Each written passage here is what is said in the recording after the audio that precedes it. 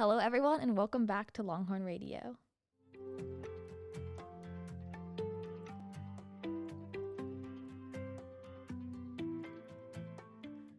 We are your hosts, Elizabeth Grist and Shreya Sonone, and welcome to episode 2, Senior Advice. Before we dive in and introduce our amazing guests, who we are super happy to have on as our very first, here are just a few short announcements. Last week was Thanksgiving break, so I hope everyone had a relaxing week off. For those of you who celebrated Diwali at home like I did, wishing you all a very happy but late Diwali.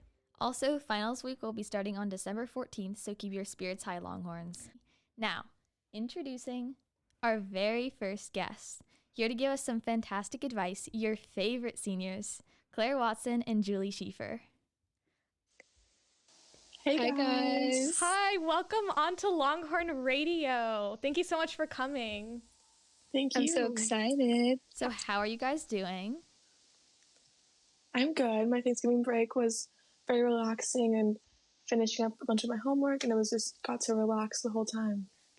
That sounds fun. You know, I binged watched like a full TV show in one day. I did that yesterday and it was absolutely amazing. Like my brain right now is just off the walls. You have no idea.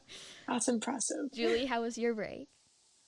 My break was pretty epic. I was vibing the whole time. I had some nice Thanksgiving over Zoom with my family, and I just enjoyed the fall weather because I love fall. And I worked on my college apps, which was much needed. Ooh, very nice. Thank you so much for offering to give senior advice to us and all of our listeners. So we had some of our fellow students send in questions about what they're confused about or what they would like to have answered by you guys. Thank you to all who did, by the way. So let's get right into it. Okay, so first question. How do you manage time and not get stressed out? We understand that you guys might be busy, so do you have any advice on that, and how do you deal with all that stress? Yeah, I think there's really no way to there's really no way to not be stressed in high school. It's kind of like comes with the territory. But one way that I de-stress is playing Sudoku and like trying to like get my mind off of things and like playing little mind games and like that kind of stuff. Very and just trying to focus on like the good things that are happening instead of like the stressful tests you have. Nice. What about you, Julie? So I actually struggled with this a lot. Not much of my freshman year, but mostly sophomore and junior year, just because the workload got a lot more crazier. But over time, I realized that taking time to yourself, like Claire said, is super, super important, especially when you have a lot on your mind with tests. It's nice to just try and clear your mind. So I'll meditate for maybe just like 5 minutes, or I'll do my homework outside because I feel like it's more calming. Obviously, if it's raining, you don't want to do your homework outside, but I definitely like nature a lot, so I'll go sit out in nature and it calms me down. That's super cool. You know, as a sophomore myself, like I can't imagine how much you guys had to go through, but as a sophomore, like I do get a lot of anxiety and I'm super nervous about like all the work that we have. I bet Elizabeth feels the same. And Yeah. I think it's a little hard to try to find time for myself, but like I'll definitely try to, make more time for that, like regardless of how much work I need to do, because, mindfulness is the key here. Yeah, I definitely feel like taking time for yourself is just so important to maintaining your mental health, and I feel like you guys had some good thoughts on that. Okay, our second question is, what is the easiest AP in your opinion that you've taken? Let's see. I would say the easiest. Well, I feel like it's all relative. Like I'm in AP Bio right now, and that's like super hard, but I also love it. And I think AP Lang, my sophomore year, was like kind of a different kind of vibe. Like it was more like focusing on like rewriting and writing and that kind of stuff. So I'd say that was the easiest one for me personally. But it was still super hard sometimes. But I feel like it comes in like waves as you go. Right. So Yeah. And Julie, what about you? I also took AP Lang. Claire and I, we took it at the same time. We just had different teachers. I really liked the class, but it was super hard for me, so I had to drop out my second semester, which was really sad because I loved that class so much. That was definitely my favorite AP class, but right now I'm taking AP Environmental Science, and I know a lot of people take it just because, like, they hear, oh, it's the easiest AP, like, it's literally nothing. You can totally take it, and it's like an on-level course. It's not. It goes by super, super fast. Like, we have a test about every 2 weeks Oh, or wow. every week, something like that. But it's a lot of work, but I really enjoy the subject a lot because I want to become more of an environmentalist. So if you enjoy the subject, it might come a little bit easier because you feel more motivated to do your work if you like doing the work. Right. And follow-up question. I know a lot of kids like try to get in as many APs as they can so that they look good on, college applications and whatnot. But how do you know what APs are right for you? Like, how do you figure that out, and how do you like choose like what's the right thing to do? Yeah, I think definitely follow what you're interested in and like kind of do what you want to do and not follow the pack. Like if you really want to take AP Gov, but all your friends are taking on level Econ and Gov, go for it and like do whatever you want to do. Because in the end, when you're writing your college essays, like yes, the APs like look good, but also like having passions for what you want to do in the future, it looks a lot better. I see. All right. And okay, moving on. So, how did you guys prepare for the SATs? I did not take the SAT because it is.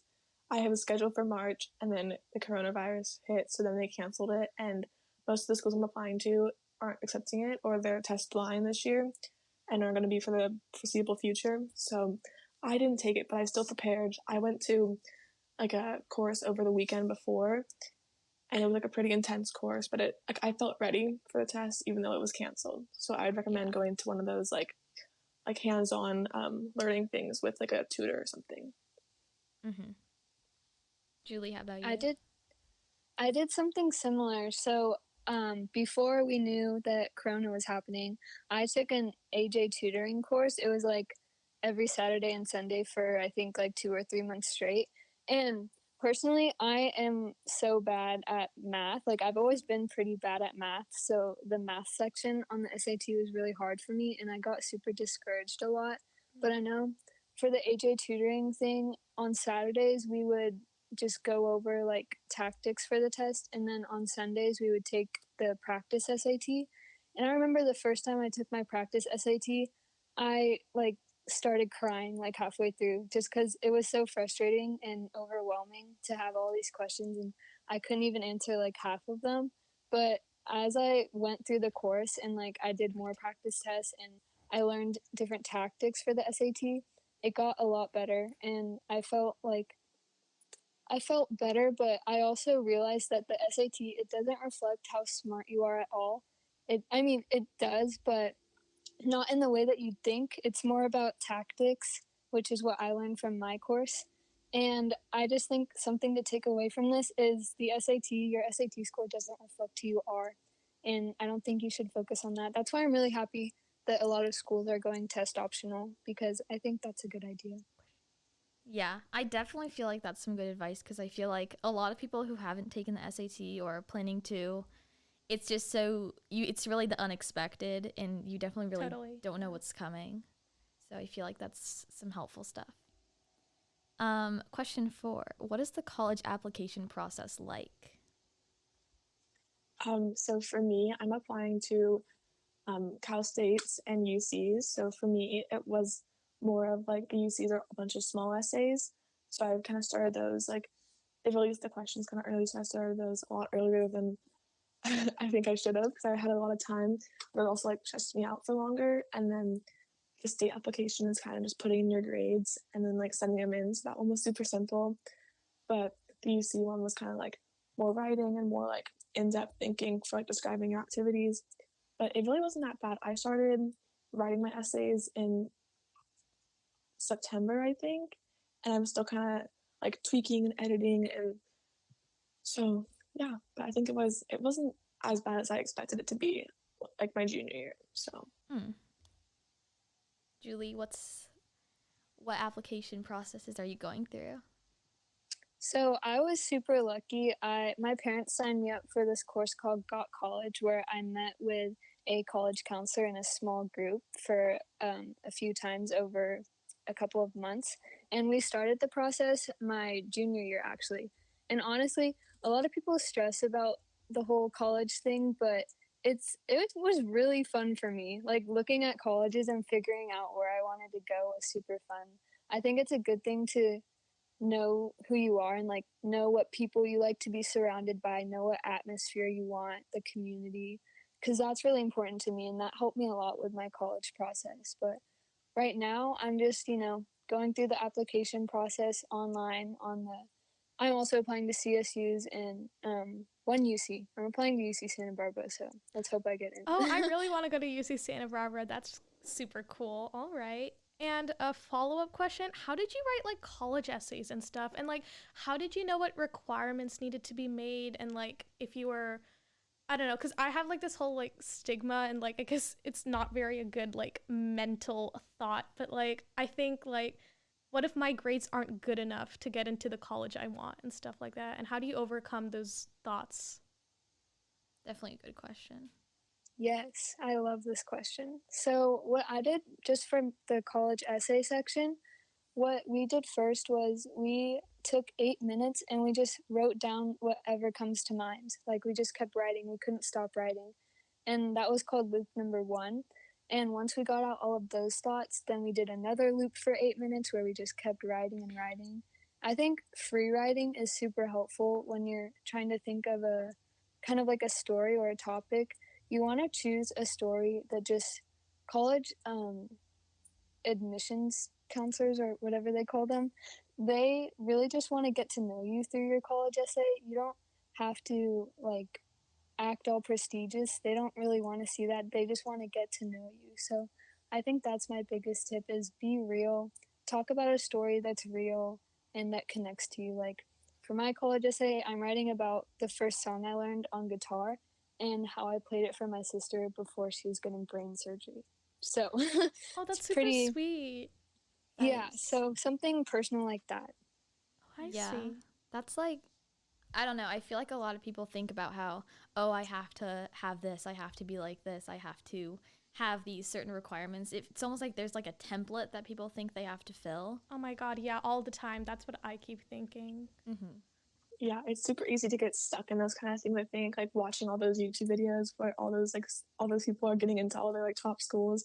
It's like really hard to see that. Like as a junior, I know I used to watch a ton of those, but I think like a lot of teachers like this year have been like letting us or like making a kind of an assignment to do like two of your UCs or like input one of your Common App essays and like she'll review it for you. So I think taking advantage of like having those resources at school and like asking your counselors about the due dates and that kind of stuff, like definitely utilizing everything that the school kind of gives us to use, I think it's really important and it kind of keeps your stress levels down more when you can like have someone to talk to about it. Mm-hmm. Yeah, I definitely like that advice. Wow, that's great. All right, moving on. So, what, if anything, is worth stressing over in the long run? Deep question. Let that marinate a bit. Oh, I have a good one. I think you should really focus on forming relationships with your peers at school. A lot of people don't think about that. Like when you hear advice from seniors, it's mostly about like, oh, how to get into a good college or how to get good grades. Do grades matter? But something that really stood out to me is a few years from now, we're not really gonna remember like, oh, I got such a bad grade on this test or oh yeah, junior year was so hard, but you're gonna remember the friends that you had and like all the different things you did. Like for example, Claire and I mean all of us on this call are in leadership and I'm sure we've had so many great memories at like rallies and homecoming.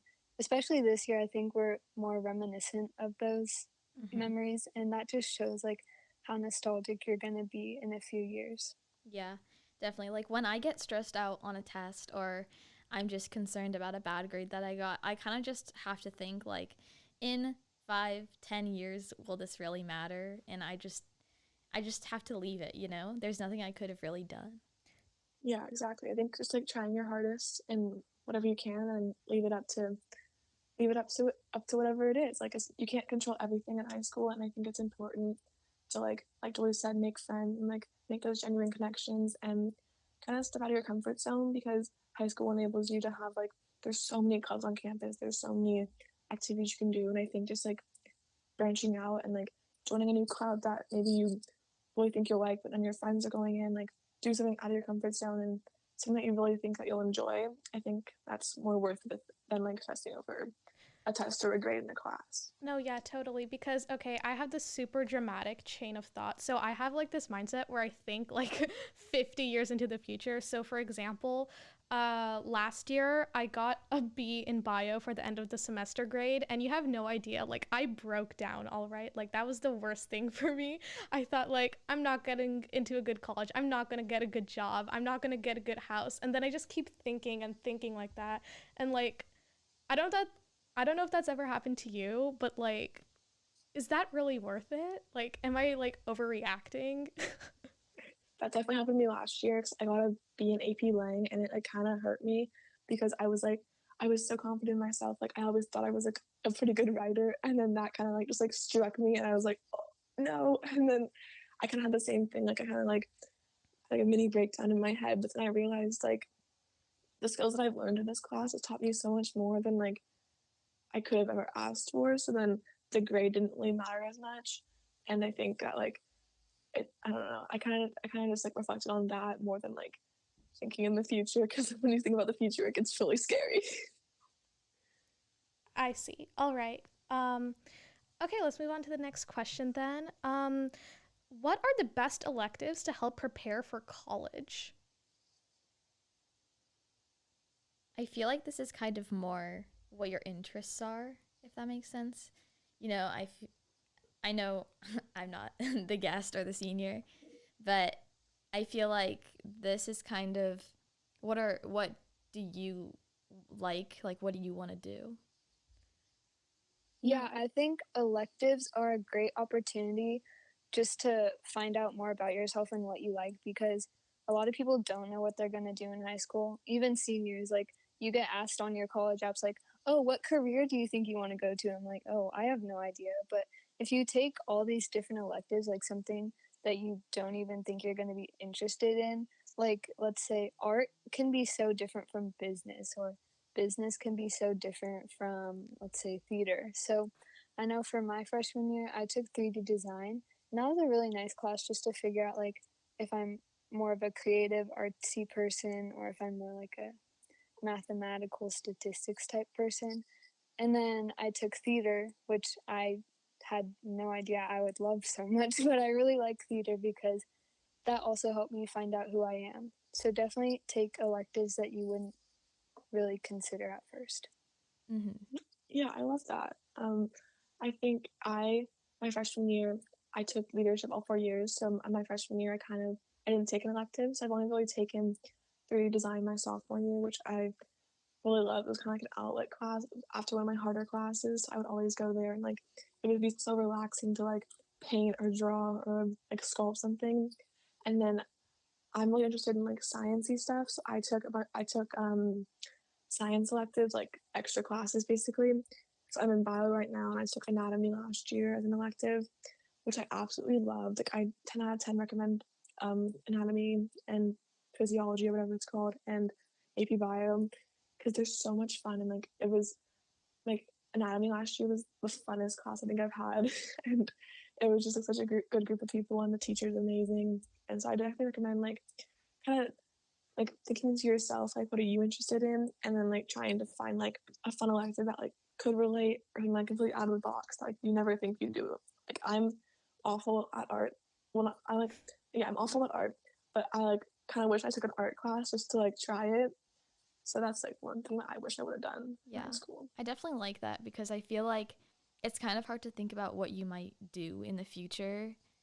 I know some people are like set, like, I know what I want to do, but most people are just like, I have no idea. Definitely, yeah, that was me until like a month ago. So Okay. What do you wish you knew going into high school? I wish I was more aware of how I act around people.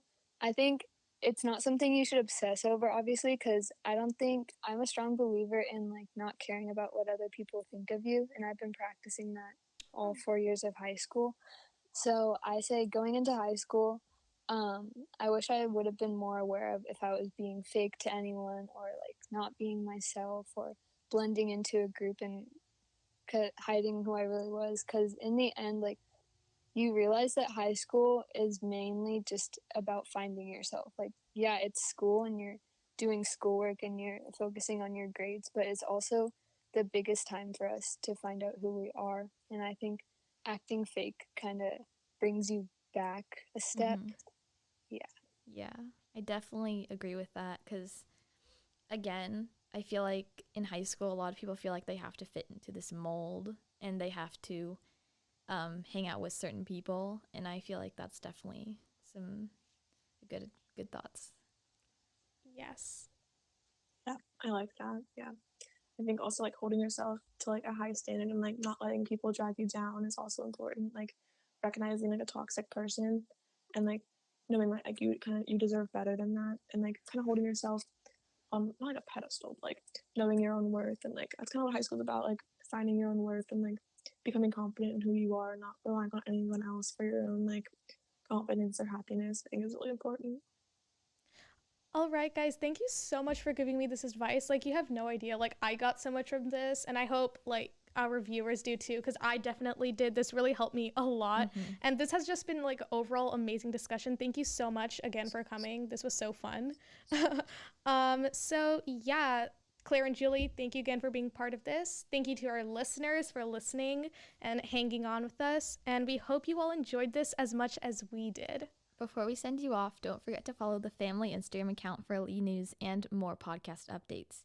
And guess what? You can be a future guest and join us to discuss a topic of your choice by filling out the form linked to the family Instagram bio and check your school email for the same link.